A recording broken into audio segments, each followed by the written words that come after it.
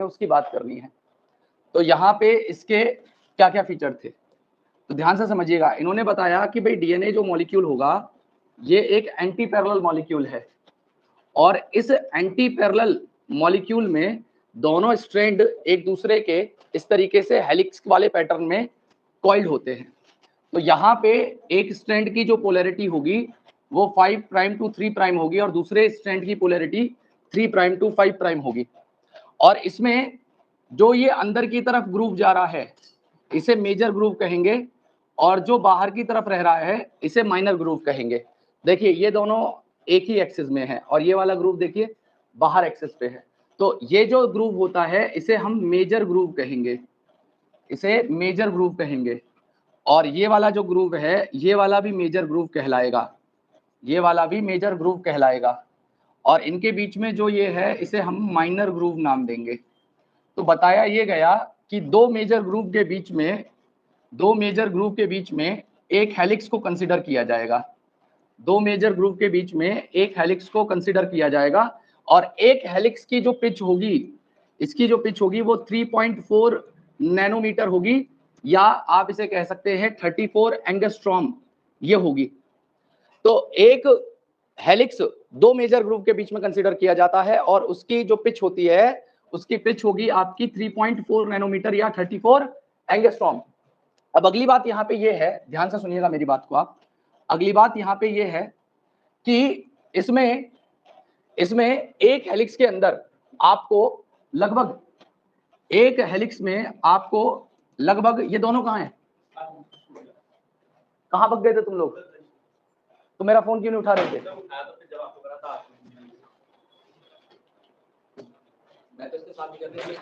तो मैं आवाज मारी थी, मैंने पीछे सुना क्यों नहीं तुमने?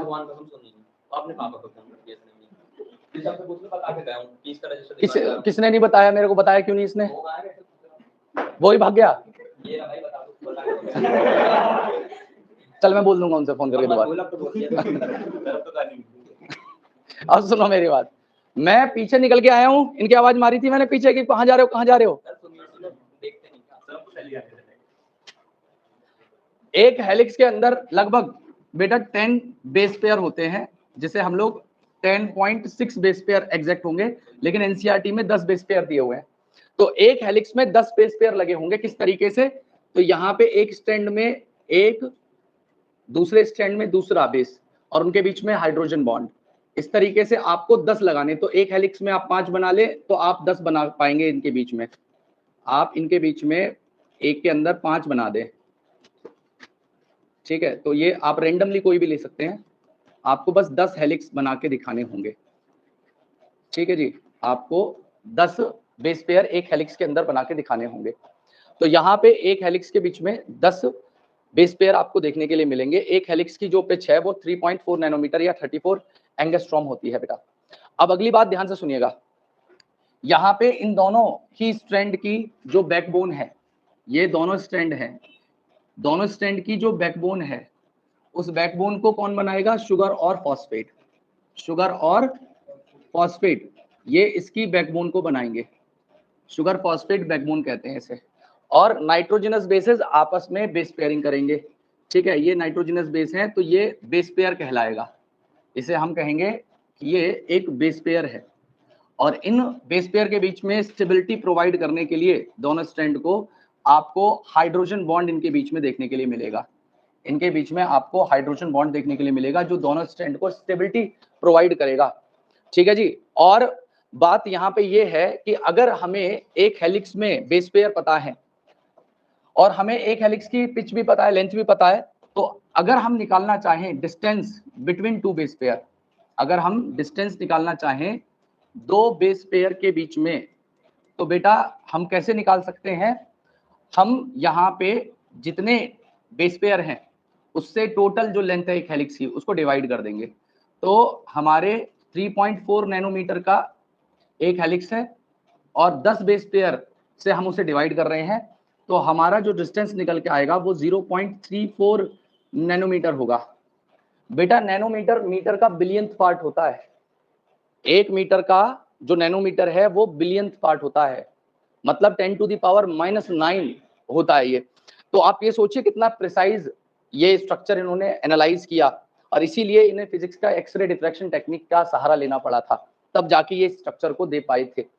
अब अगर हमें डिस्टेंस पता चल गया दो बेस पेयर के बीच का, तो हम अगर लेंथ डीएनए का निकालना चाहें, जिससे नीट 2020 में क्वेश्चन बना हुआ है सीधा सीधा, नीट 2020 में सीधा सीधा क्वेश्चन बना हुआ है किससे, कि अगर हम लोग टोटल लेंथ ऑफ डीएनए को, अगर हम लेंथ ऑफ डीएनए को आइडेंटिफाई करना चाहें तो हमें करना क्या होगा, हमें जो ह्यूमन डीएनए के अंदर total number of base pair होते हैं, उस total number of base pair को मल्टीप्लाई कर देना होगा डिस्टेंस से बेटा, distance between two base pair से।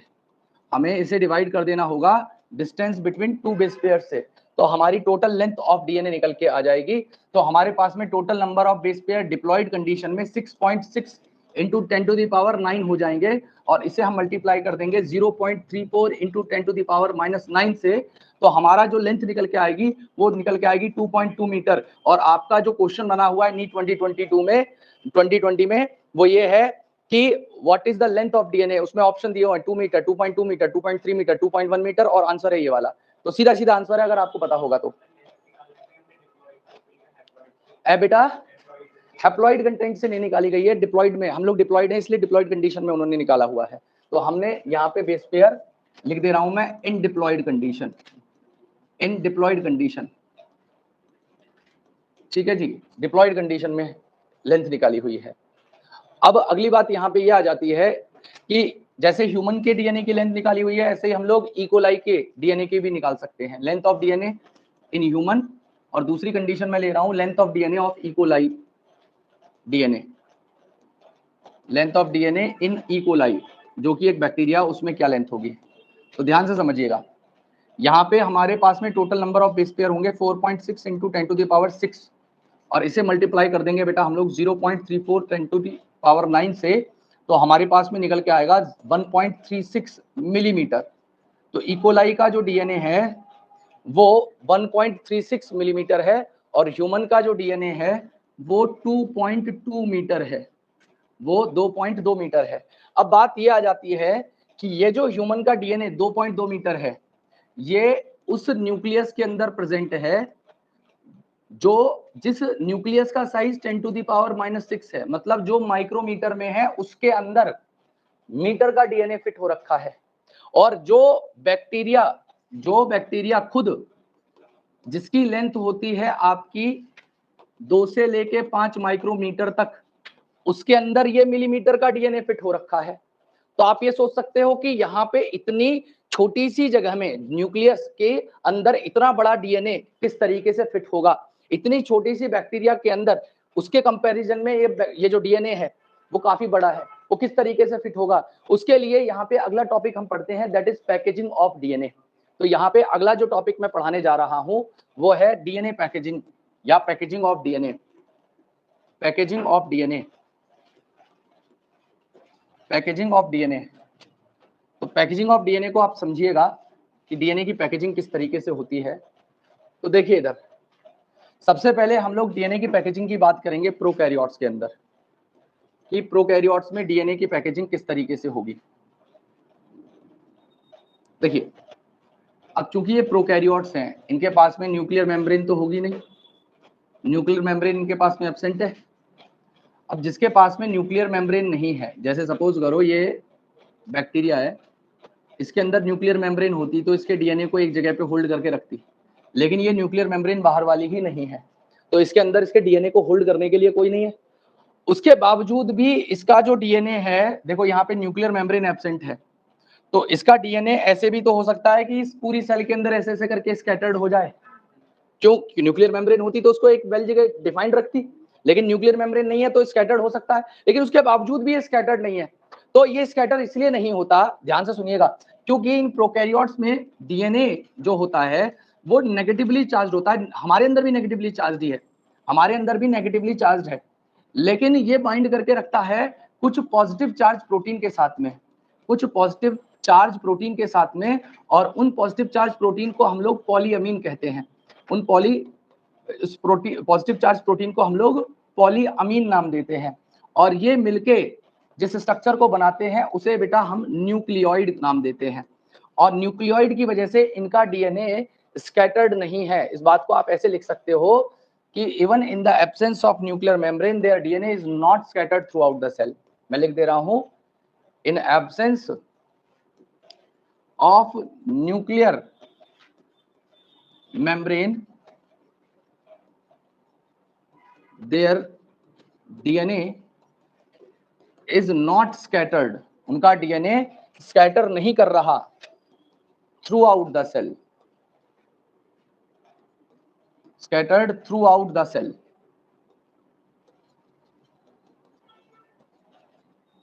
और वो एक ही जगह पे है और उसे हम लोग न्यूक्लियोइड कह रहे हैं।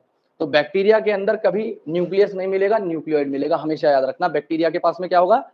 न्यूक्लियोइड, न्यूक्लियस नहीं होगा। ध्यान रखिएगा इस बात को आप। अब आगे की बात समझिए, यूकैरियोट्स में भी पैकेजिंग कैसे होगी उसकी बात हम कर लेते हैं। तो यहाँ पे दूसरे नंबर पे हम बात कर रहे हैं packaging of DNA in eukaryotes. Eukaryotes में डीएनए की पैकेजिंग कैसे होती है उसे हम समझेंगे। तो देखिए, यूकैरियोट्स में भी जो इनका डीएनए होगा वो नेगेटिवली चार्ज होगा, जो डीएनए होगा वो नेगेटिवली चार्ज होगा, लेकिन इसके साथ में जो बाइंड करेंगी वो कुछ पॉजिटिव चार्ज प्रोटीन होंगी, वो कुछ पॉजिटिव चार्ज प्रोटीन होंगी, और उन पॉजिटिव चार्ज प्रोटीन को हम लोग नाम देंगे हिस्टोन प्रोटीन। इन पॉजिटिव चार्ज प्रोटीन को हम लोग कहते हैं हिस्टोन प्रोटीन। और इन हिस्टोन प्रोटीन के अंदर पॉजिटिव चार्ज आया है क्योंकि इनके अंदर सबसे ज्यादा कुछ बेसिक या positive charge containing amino acids होते हैं जिन्हें लाइसिन और आर्जिनिन कहा जाएगा। तो हिस्टोन प्रोटीन के पास में पॉजिटिव चार्ज आया, क्यों? क्योंकि ये रिच थी in positive charge amino acid, या आप कह सकते हो और in basic amino acid, basic amino acid जैसे कि लाइसिन और आर्जिनिन, जैसे कि लाइसिन और आर्जिनिन। इसकी वजह से इन हिस्टोन प्रोटीन का जो चार्ज है वो पॉजिटिव हो जाता है, ऐसे अमीनो एसिड की प्रेजेंस की वजह से। अब होता क्या है, ये जो हिस्टोन है, इन हिस्टोन के भी टाइप होते हैं, इन हिस्टोन के भी टाइप होते हैं। इनमें टाइप होता है सबसे पहला जिसे हम लोग कहते हैं H1 हिस्टोन, दूसरा टाइप होता है H2A हिस्टोन, दूसरा टाइप होता है इसका तीसरा जिसे हम लोग कहेंगे H2B हिस्टोन, चौथा टाइप होगा जिसे हम लोग कहेंगे H3 हिस्टोन, और चौथा होगा जिसे हम लोग नाम देते हैं H4 हिस्टोन। हमारे पास में ये 5 टाइप के हिस्टोन हैं। तो ये टाइप ऑफ हिस्टोन प्रोटीन बताई मैंने आपको यहाँ पे। हाँ जी बेटा,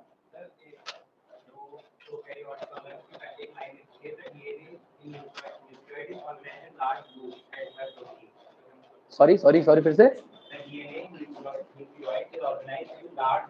ग्रूव, लूप, लूप जैसे स्ट्रक्चर के फॉर्म में वहां पे प्रेजेंट होगा। मतलब उसके बाद में क्या लिखा है?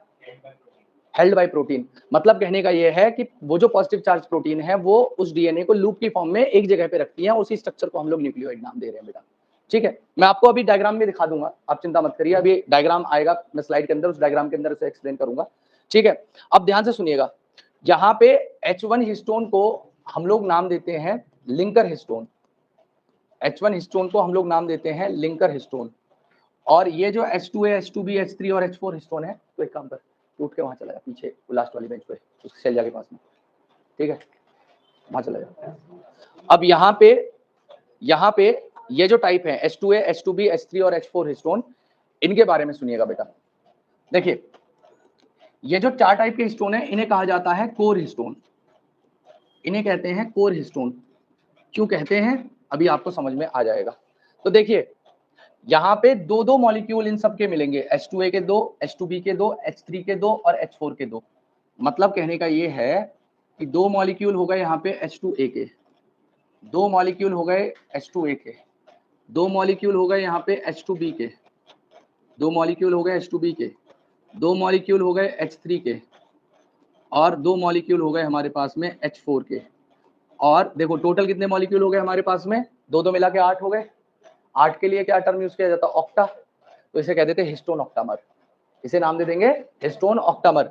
तो 2 molecule H2A, 2 molecule H2B, 2 molecule H3 और 2 मॉलिक्यूल H4 ये मिलके बनाते हैं इस स्ट्रक्चर को, जिसे मैं नाम दे रहा हूं हिस्टोन ऑक्टामर। और इसी हिस्टोन ऑक्टामर के ऊपर ध्यान से सुनिएगा, इसी हिस्टोन ऑक्टामर के ऊपर, जैसे ये हिस्टोन ऑक्टामर है, 1 2 3 4 5 6 7 और 8 मॉलिक्यूल इसमें लगा दिए। इसी हिस्टोन ऑक्टामर के ऊपर बेटा लगभग 200 बेस पेयर डीएनए रैप्ड होता है। इसके ऊपर 200 बेस पेयर डीएनए रैप्ड होता है, और ये दोनों चीजें मिलके हिस्टोन ऑक्टामर और उसके ऊपर रैप्ड डीएनए मिलके एक न्यूक्लियोसोम कहलाती है। उसे हम लोग क्या नाम देंगे? न्यूक्लियोसोम नाम देंगे। तो यहाँ पे ये रहा हिस्टोन ऑक्टामर, ये रहा हिस्टोन ऑक्टामर, और इस हिस्टोन ऑक्टामर के ऊपर रैप्ड है 200 बेस पेयर डीएनए। ठीक है, 200 बेस पेयर डीएनए रैप्ड है, और ये दोनों मिलके इस पूरे स्ट्रक्चर को कहलाते हैं न्यूक्लियोसोम। इसी पूरे स्ट्रक्चर को हम लोग नाम देते हैं न्यूक्लियोसोम। और अगर आपसे कोई पूछे, हालांकि सिलेबस में नहीं है, लेकिन पहले कभी पूछा जाता था कि कितने टर्न डीएनए होता है, तो बेटा ये जैसे क्या होता है, इसके 1/3/4 टर्न होता है, मतलब दूसरा टर्न 75% कंप्लीट होता है इसके ऊपर, 25% टर्न कंप्लीट नहीं होता है। तो 1/3/4 टर्न होता है डीएनए का इसके ऊपर। ठीक है जी, मेरी बात समझ में आई? एक कंप्लीट टर्न, दूसरा टर्न 75% हुआ, 25% कंप्लीट नहीं हो पाया, इस तरीके से इसका टर्न होता है इसके ऊपर। अब बात ये आती है कि ये लिंकर हिस्टोन क्या करता है। तो देखिए, जब बहुत सारे न्यूक्लियोसोम एक दूसरे के साथ में इस तरीके से ऐसे कर लेते हैं, रैप्ड कर लेते हैं, तो बहुत सारे न्यूक्लियोसोम मिलके बीड ऑन स्ट्रिंग स्ट्रक्चर बनाते हैं, और इनके बीच में H1 हिस्टोन एसोसिएटेड होता है, इनके बीच में H1 हिस्टोन या लिंकर हिस्टोन एसोसिएटेड होता है। और ऐसे स्ट्रक्चर को जो रिपीटेड न्यूक्लियोसोम ने बनाए, इसे स्ट्रक्चर को हम लोग कहते हैं बीड ऑन स्ट्रिंग स्ट्रक्चर। इसी स्ट्रक्चर को हम लोग कह देते हैं बीड ऑन स्ट्रिंग स्ट्रक्चर, इसे बेटा हम लोग नाम देते हैं। ठीक है जी, बीड ऑन स्ट्रिंग स्ट्रक्चर नाम दे देते हैं। क्यों? क्योंकि देखो, इसको जो डीएनए बीच में आया है इसे स्ट्रिंग माना गया है, और बीड इन्हें माना गया, बीड मतलब मोती और स्ट्रिंग मतलब धागा। तो ये न्यूक्लियोसोम जब रिपीट हो जाता है तो इस तरीके से अपीयर होगा कि एक धागे को ऊपर बहुत सारे मोती को लगाया गया है। तो इसी चीज को हम लोग कह देते हैं बीड ऑन स्ट्रिंग स्ट्रक्चर। मेरी बात समझ में आ गई? और अब यहाँ पे पैकेजिंग कैसे होगी उस बात को दिखाऊंगा मैं एक स्लाइड के रूप में। तो आप स्लाइड को देखेंगे, 1 सेकंड में पहले वो दिखा देता हूँ, उसके बाद में एक साथ कंप्लीट कर लेना बेटा। ठीक है, फ्लो में है तो एक साथ आ जाएगा समझ में, और नहीं तो फिर कॉम्प्लिकेशन होगी। देखिए, मैं बिल्कुल डीएनए से क्रोमोसोम लेवल तक की पैकेजिंग दिखाऊंगा। पहले बिल्कुल सिंगल स्ट्रैंडेड मतलब डबल स्ट्रैंडेड डीएनए, उसकी थिकनेस क्या होगी, और सबसे लास्ट में जो हमारा क्रोमोसोम बनेगा, वो क्रोमोसोम कैसे बनता है उसकी मैं बात करूंगा। तो सभी लोग इधर ध्यान से देखेंगे। देखिए, यहाँ पे पैकेजिंग ऑफ डीएनए की बात की गई है।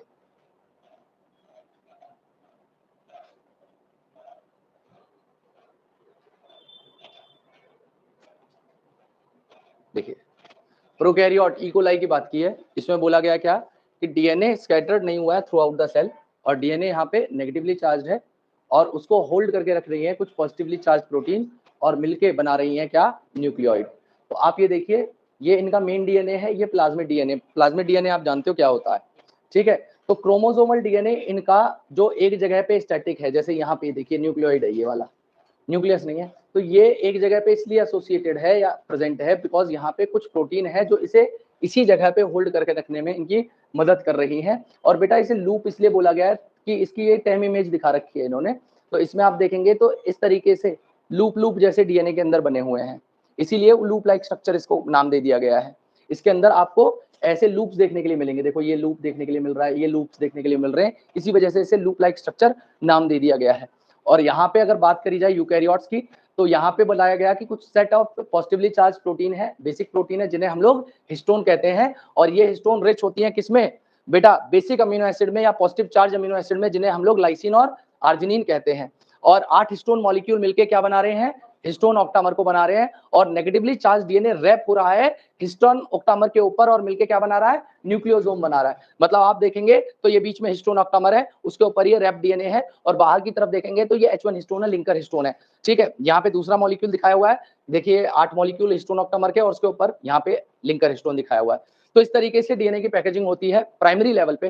फिर नेक्स्ट बताया हुआ है, ये चीज अभी ऐड कर लीजिएगा, अगर हमारे को total number of nucleotide base pair पता है और हमें ये पता है कि हमारे 200 बेस पेयर एक न्यूक्लियोसोम के ऊपर है, तो हम टोटल नंबर ऑफ न्यूक्लियोसोम भी तो पता कर सकते हैं। कैसे?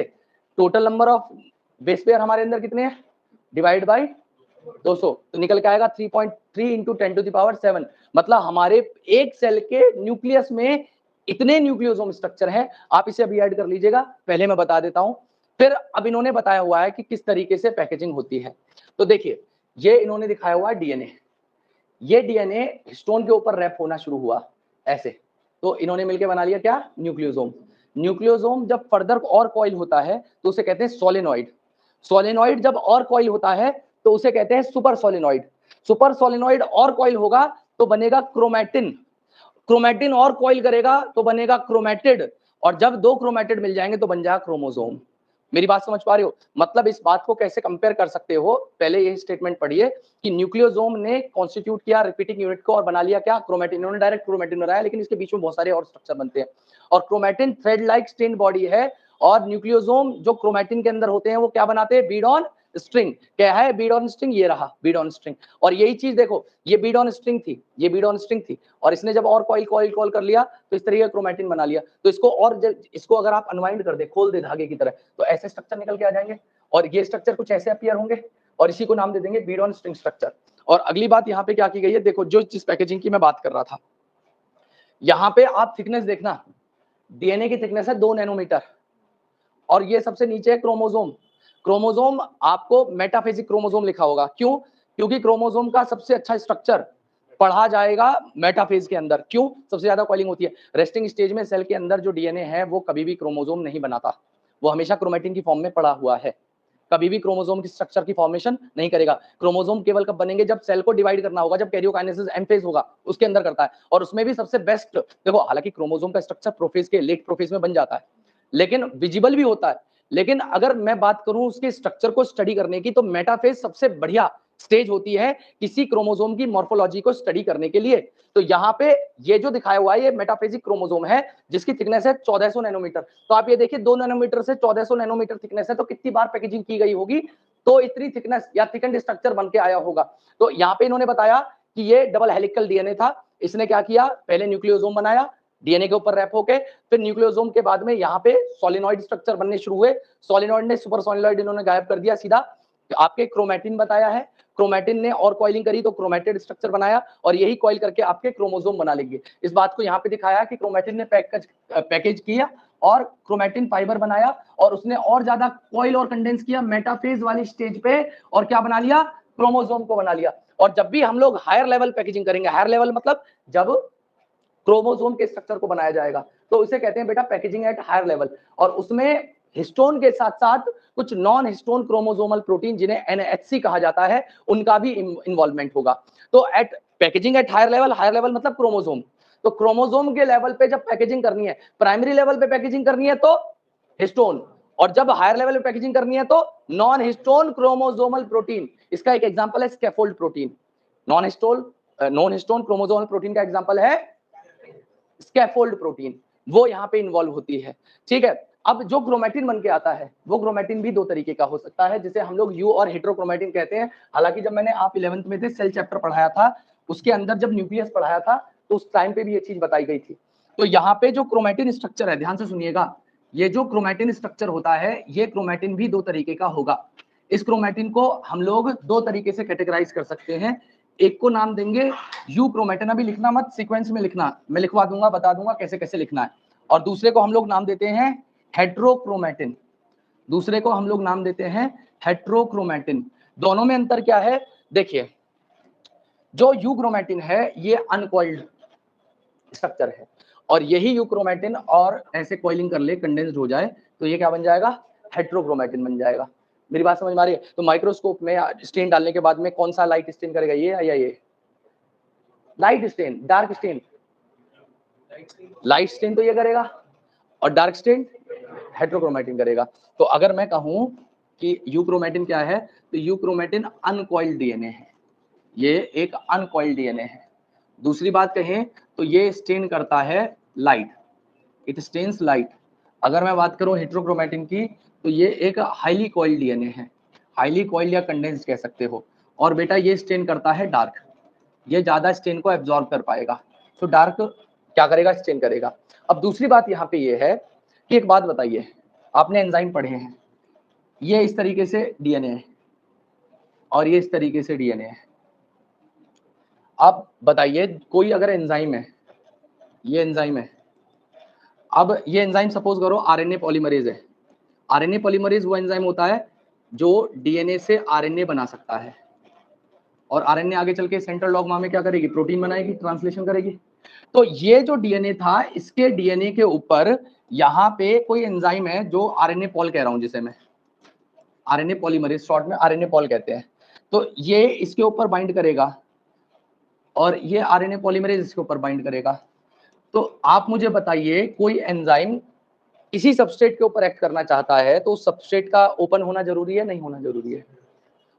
जब वो ज्यादा कॉइल होगा उसके ऊपर वो एंजाइम एक्शन नहीं ले पाएगा। तो ऐसा डीएनए कभी ट्रांसक्रिप्शन नहीं कर सकता, ऐसा डीएनए ट्रांसक्रिप्शन कर सकता है। तो जो डीएनए ट्रांसक्रिप्शन करता है उसे हम लोग ट्रांसक्रिप्शनली एक्टिव डीएनए कहते हैं, और जो नहीं कर सकता उसे ट्रांसक्रिप्शनली इनएक्टिव डीएनए कहेंगे। तो यहाँ पे क्या हुआ है, यूक्रोमेटिन वाला जो डीएनए है, इसे मैं कह रहा हूं कि ये ट्रांसक्रिप्शनली एक्टिव डीएनए है। मतलब कहने का ये है कि ये ट्रांसक्रिप्शन भी करेगा और ट्रांसलेशन करके प्रोटीन बनाएगा। और ऐसा डीएनए क्या है, ट्रांसक्रिप्शनली इनएक्टिव है। ये ट्रांसक्रिप्शनली क्या है, इनएक्टिव डीएनए है।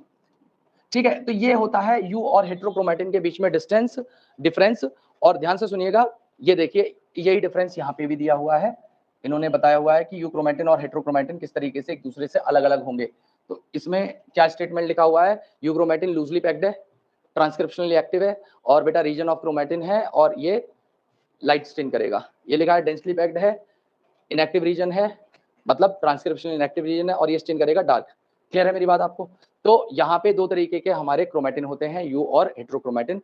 ये वाला अब नया टॉपिक शुरू होगा, उससे पहले आपको क्या क्या करना है। सबसे पहले तो आप ये वाला लिख लें, फिर मैं सीक्वेंस बताऊंगा आपको कैसे कैसे लिखना होगा।